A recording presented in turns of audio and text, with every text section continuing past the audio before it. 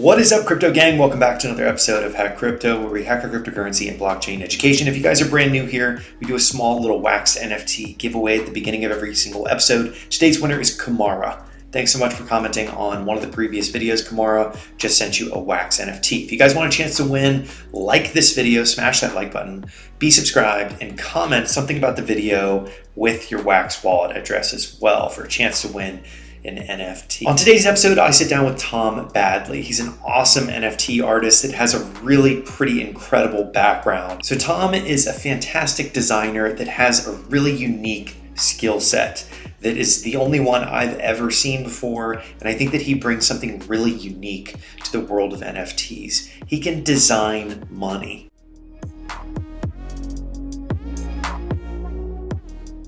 So Tom Badley has a really unique background. He worked in a mint in the south of France. We talked a lot about it in the episode, and he goes through all the different things that he was doing there. Super high security, really fascinating experience where he was in there designing money for nation states, which is high security. One thing I'm really excited to announce is that we are working together with him at Grow Your Base to do a really exciting drop. It's going to be a phenomenal piece of work that's going to have physical pieces of money attached to it. I've never seen anybody with this skill set before, and I think it's something that should really be highlighted as artwork. So Tom is a really deep guy, so without further ado, let's dive right into my interview. I'm here with Tom Badley, the NFT artist and banknote extraordinaire. How's it going, Tom? It's going great, thank you. I figured I'd add the banknote extraordinaire on there just because this conversation is highly classified, I guess you could say, in terms of all of the cool things that we're going to dive into. But before we get into just your experience, because I watched some of your videos on YouTube, and it was just mesmerizing watching you with the is it called the stylus? You go through and etch all of these designs. It's just so cool, Right. and it was so cool. So amazing job on that. But before we get into it, what's your background? What's your origin story? How did you get into the NFT space, and how did you get started? Okay, so I'm an artist. I've always been an artist in one way or another. And I was really sort of making art, before anything else, before I could do anything else, apart from walk. I think I was making art after I was walking, I'm not sure. But yeah, new art was what I wanted to do very, very early on. So, was just drawing constantly, went to art school, and actually picked up video. And art school was I did a bit of everything: painting, sculpture, the whole thing. But art school was amazing. But actually, the turning point for me was the financial crisis, 2008, which was my graduation year. So I graduated, amazing summer, lots of celebrations, and then the markets crashed, and hadn't been interested in the markets prior to that. I mean, I was a child, I was like 22, 23, artist. I mean, what people who attend art school are interested in the financial markets. So for some reason, this event just left this lasting impression on me and just sort of flipped my world upside down. And it led me to look into money and what is money and where does money come from. And it wasn't long until I heard about Bitcoin and alternative forms of money. And actually what I ended up doing instinctively is picking up something that had interested me prior to art school, which was my interest in banknote design. And I thought the way our paper money looked and felt was absolutely fascinating to me, because here you've got this little piece of paper that packs so much, and there's sort of so much branding and typography and processes in this one little thing, and it's not immediately obvious how they're created. So it's just fascinating, the artistry behind it, and the stories behind it, and of course the history of banknote design, or the history of money design, is the history of the world, because you can trace human history through its money. So everything about it is just fascinating to me. So it led to lots of interesting experiences, traveling the world, researching, taking on some interesting jobs here and there. For a short time, I worked in an auction house and actually worked in the banknote department. There was an antiquarian, antique banknote department in this auction house. So had amazing access to all these sort of rare banknotes, which, you know, for a nerd like me is just, you know, it's heaven.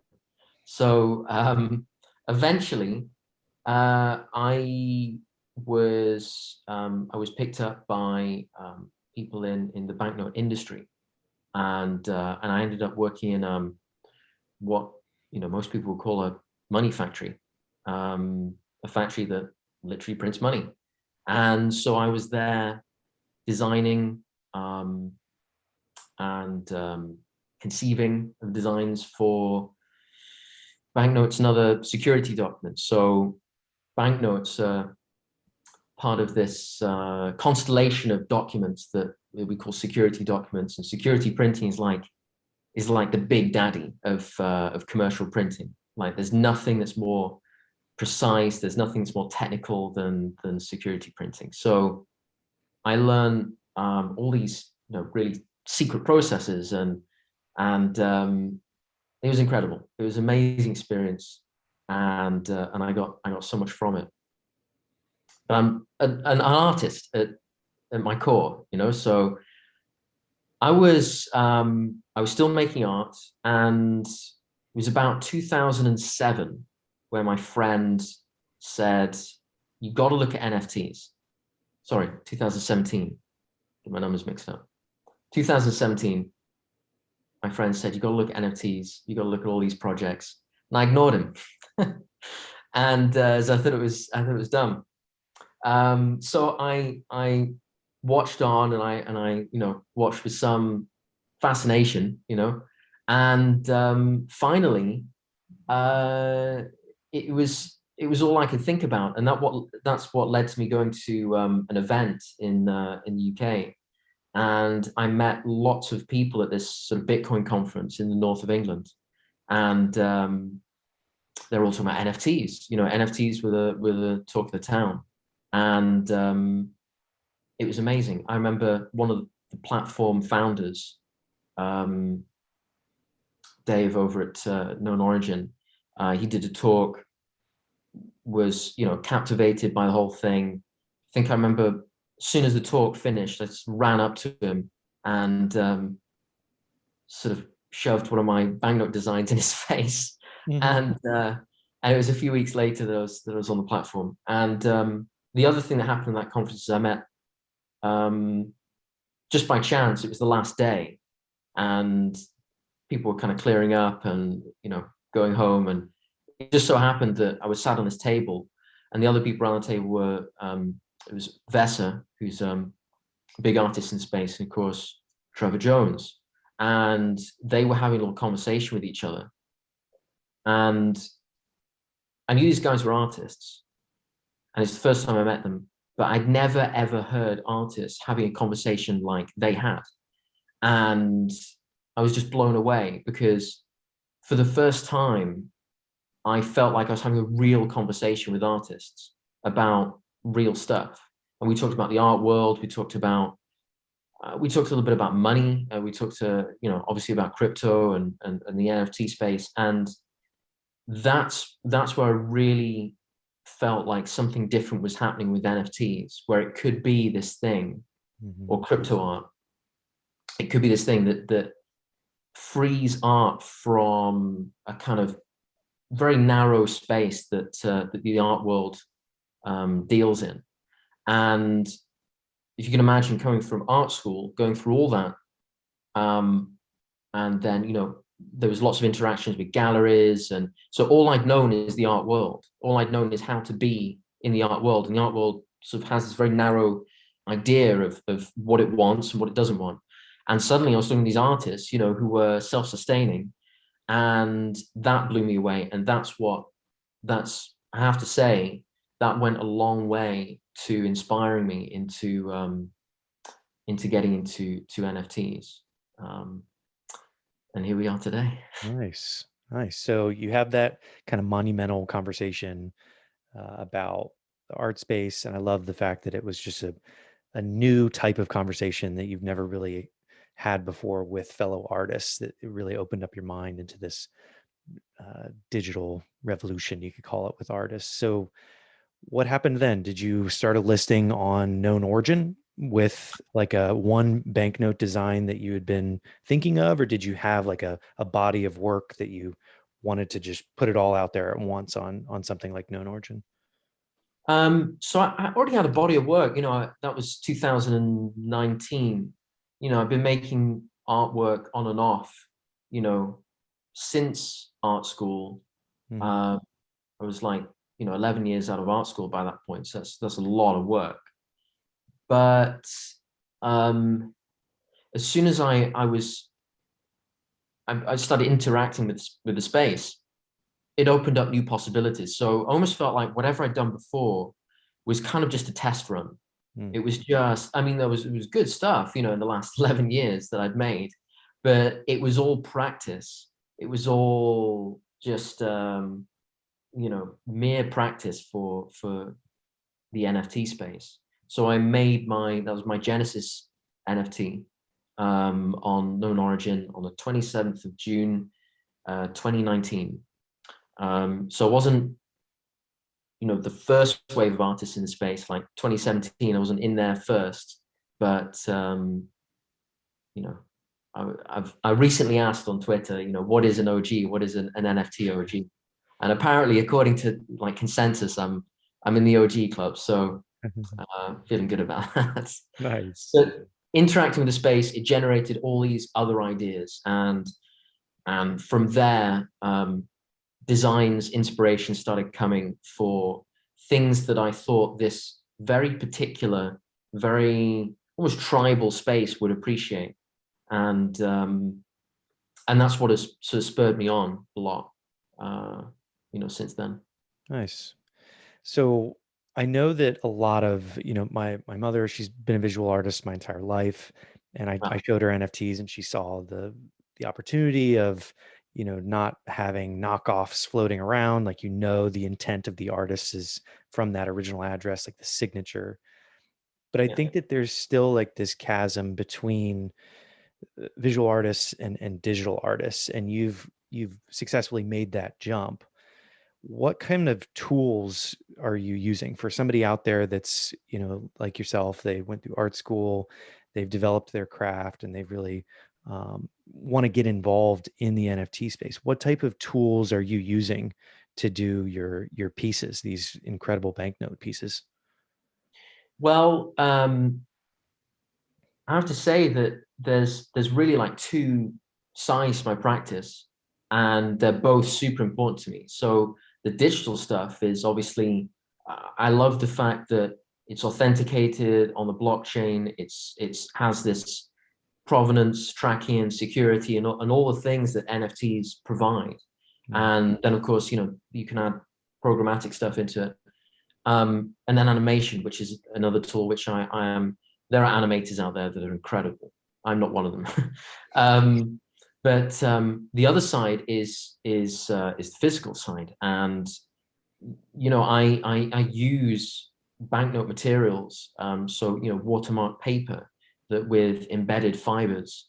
I do something called intaglio printing, which is I guess intaglio is 500-year-old technique, but the way I do it, I've kind of combined that ultra high resolution of banknote printing with intaglio printing, and it's sort of unique outside of the banknote world. So I'm really feel really proud of that work that's physical as well. Um, in terms of design, I mean, it goes back to you know the Adobe products, like Photoshop, Illustrator. The real exciting stuff happens when things go from Illustrator um, to making a printing plate, like a physical plate Mm. that is used to actually print things that look like money, and an art that has a similar quality to money. And just kind of wanted to reinforce that is that I haven't seen another artist do that. I think I must be the only artist in the world who is using these processes outside of the banknote world to any degree of precision to create artwork that is has the same qualities and the same processes as banknote production. Mm-hmm. It kind of reinforces that whole sort of authentication, secure thing that you get with NFTs. Because of course, the physical work is, you know, it's anti-counterfeit. Like it's really hard to copy. There might be, you know, invisible inks that can only be seen under UV light. There might be patterns that deform if you try and photocopy the artwork. All different things like that that just reinforce the security of the physical artwork. So yeah, the digital side and the physical side both super important to me. To make those portraits, I use a tablet, just a, you know, bog standard iPad, and a, you know, a vector drawing program. Nice. Yeah, I love the concept of having those two worlds kind of communicating with each other, where you have this physical banknote and you have the virtual one. I think that that's such a cool, almost like backing it, you know, like you get the NFT and it's kind of backed by that. So when someone, let's say, comes to you and says, I want a custom design, are you doing designs just that come to you, or is it someone, because I saw you had a Kanye design, you know, has anybody ever come and said, hey, I want my face on the $20 US US bill? And have you ever done anything like that custom? Yes. Yeah. A lot of, I mean, all the stuff in that is like on chain it's my artwork. It's speculative. So Kanye West didn't come to me. It's like that's something that I made, you know, for the blockchain essentially. But yeah, you know, I do private commissions, and people say, look, I want a banknote with my face on. uh, and yeah, and it's great, you know. I treat it like a design project, like anything else, you know, whether it's an individual or you know, huge institution. It's all about finding out what they want to achieve, what they want, what means something to them, what would be a win for them, and creating that, you know, that beautiful work of art at the end of the day. It might just not be their face, like it's the whole design has things that are relevant to them, that have an emotional connection to them. So it's sort of this completely bespoke artwork. Mm-hmm. So yeah, there's lots of, I mean, for this kind of stuff, there's lots of things that you have to put on there because it has such a close likeness to cash that, you know, it's not legal tender, it cannot be used legal tender, you know, that kind of stuff. But Yeah. that authentic feel, that authentic look is so seductive. And we say, you know, in the industry, like banknotes are kind of the ultimate business card in a way. They're the business card of a country. They're the business card of a whole central bank. And to have something personal with the same level of gravitas is like super special. So yeah, it's fun. So one thing that I was wondering right when I saw, you know, I'm glad you cleared up, you know, it's not used as legal tender, but you did work in like a minting factory. And I think everybody listening and watching this, I'm sure, is wondering as well as myself what that process is like. Can you share, you know, what it was like from you working with this large institution to design it all the way through to getting into the hand of a citizen? What was the time frames there? What was that process like? Um, wow, what can I say? I mean, I'll say that there's a lot that goes on behind the scenes Mm-hmm. that possibly never sees the light of day. Like you might do designs that will never be used. You know, there's so much that's done that's just speculative, and you know, perhaps the design isn't used, and then it's just tossed in the bin. Mm-hmm. You know, or it sits on a hard drive forever. But as you can imagine, super high security, it's the closest you can be as a graphic designer to sort of work in a, you know, pseudo military environment with, you know, security checkpoints and pat downs and one-man trap doors. You know, you have to sort of iris scan, not quite iris scans, but, you know, thumbprints and stuff like that. And yeah, I mean, it is high security for a reason, because you're dealing with state secrets, and the consequences of even a design, even a concept of a design, you know, leaving the perimeter of a banknote factory are, you know, catastrophic. So you've just undermined the currency of an entire nation. So incredibly high security, and it makes for like a very dynamic working environment, because you know, you have all that, but at the same time you might be flying off to meet central bank, and you know, you'll meet with them and you know, discuss what they want, and you know, our best to meet their needs. And you know, these institutions, they put so much, the whole thing is down to trust, right? The financial system. So, you know, the whole design process, the whole production process, it's all about reinforcing trust, trust in the money system. And it's very interesting that crypto is trustless.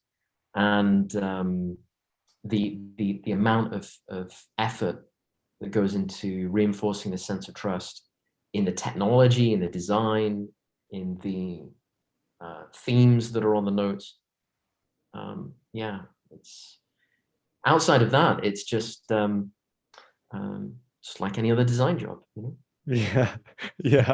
Outside of the borderline military style security, I love it. I love it. That's such a rare experience that like not many people get to have. So I think it's very special that you got to have that. Yeah, And it was amazing, and it taught me a lot about myself. And it was also a foreign language environment, so you know, I couldn't speak the language, and so learning the language in the country that I was working in was interesting. And you just, there's, in that environment, you know, you just learn so much about what you're made of. Yeah, it's an experience that I wanted and needed on almost every level of my being, I think. nice. So shifting gears a little bit, what are you excited about? Because I love getting people's perspectives on. There's just so many things going on in this space right now that it's kind of inundating. But Mm. I'm always eager to hear everybody's, you know, excitement levels. You know, and obviously with the Beeple sale going on and art and artists really having this revolution going on, what are you thinking about day in and day out, and what are you excited about? Wow. Excited, overwhelmed. It's overwhelming. What am I thinking about day to day? Just trying to get over the line on all the things that I've got to do. um, but I mean, in terms of the space, it's so rapid. It's changing so fast, and we're going to be in a completely different place in like 3 months, a Mhm. completely different place in 6 months, and you know, never mind, you know, a year. The space since I entered has become, well, I mean, it's crossed the mainstream threshold for sure.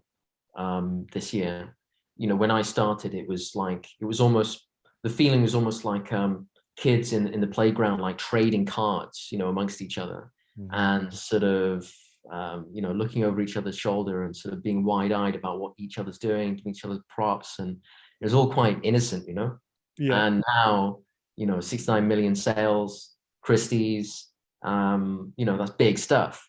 So that is exciting. That is hugely exciting. It's exciting that people will begin to express themselves through art um, in a way that they've never really done before. Um, I liken it to the access that people have to, say, market information. And it was only like 2 decades ago where if you wanted to trade a stock, you had to ring up your broker and then, plug in the modem or whatever people did. and there'll be, you'd have to wait, there'd be huge slippage and all this sort of, clunky stuff. And then as things have got, with higher internet speeds and faster market information, you've got trading view, like huge, these massive resources for the everyday person just to access incredible data and indicators and tools and stuff like that. Whilst that's happened, the notion of being a trader, of trading stocks has become it's become part of mainstream culture. It's not just this thing that is done behind closed doors in an office. It is part of pop culture, like the whole thing with like GameStop, that sort of thing, and all the memes that develop from it. So there's that's with trading. Now with art, it's gonna sort of, all the memes that are to come, and all these sort of the interest, the sort of rejuvenated interest in art history, because inevitably, as people begin calling themselves artists, and anyone can call themselves an artist, then curiosity develops. You start developing a visual lexicon, and then you dig a little bit deeper to see where that visual lexicon originates from, and then you get into art history, and then before you know it, you're an expert. And the phenomenon is not just in the producing. We have the rising phenomenon of the artist stroke collector, not the artist and the collector, but the artist and stroke collector in one person, in one entity. And that's significant of a completely unprecedented level of autonomy that people have with their own assets, with their own expression. And the mind boggles as to how far that can go. I'm struggling to put it into words, because it's almost like the internet landing on your lap in 2000 and what even 2000? I'm terrible with dates today. In like 1997. Yeah. And then you're trying to actually figure out, where the final destination is, and the answer is there is no final destination. This thing just keeps on going and keeps on sort of reforming and metastasizing, if that's the word. And what has been set in motion with digital assets is something that will exist for decades, possibly centuries. So that's pretty damn exciting. Yeah. To be on the ground floor of that, to be one of those, not first, but I would say, one of the first waves of artists who is interested in that, is that in itself is huge. Could never have dreamed, as a child artist, that this form of barter, which is essentially what it is, this form of monetization of everything would exist. Yeah. So yeah. Well said. I think it's a once in a lifetime, once in a generation style transfer of wealth and everything that's going on right now. And I love the fact that artists are at the forefront of it. It's a very near and dear to me. And I think it's a very, very cool aspect. And that kind of leads me to the final piece here, which is that, it's difficult to explain your art to people, and it's beautiful. And I've really enjoyed looking through the YouTube videos and things like that, but I think people need to experience it for themselves. So with that said, where can people go and learn more about your banknote work? Sure. So you can check out my work on my own website, which is www.tombadley.net. I'm also you can search me on Known Origin, Super Rare, BAE, and Rareable, and of course OpenSea. You can follow me on Twitter, Twitter at Currency Design, and it has a link to all my social media there. And I'm also on Instagram as well. Tom_Badley_crypto art. Nice. Nice. Well, wherever you guys are listening or watching, all the links to what Tom mentioned will be in the description. And once again, thank you so much for coming on the show, Tom. This was really fun. And thanks for sharing. Thank you so much. It's been a pleasure. That is it for my interview with Tom Badley. Fantastic artist, awesome guy, really deep thinker, and fun to hear about his experience. Boy, I mean, there's a lot there that he went through with creating actual money. And I think that there is something to be said about the form, the art form that he's working in. So all the links, as I said before, will be in the description below, so you can check out his process and what it looks like. It's incredible to watch, literally mesmerizing to watch him go through with the stylus and doing all of the actual creation is pretty exciting. So that is it for this episode. If you like this, slap a like. If you guys are brand new here, don't forget to be subscribed, and I will see you on the next episode of Hack Crypto.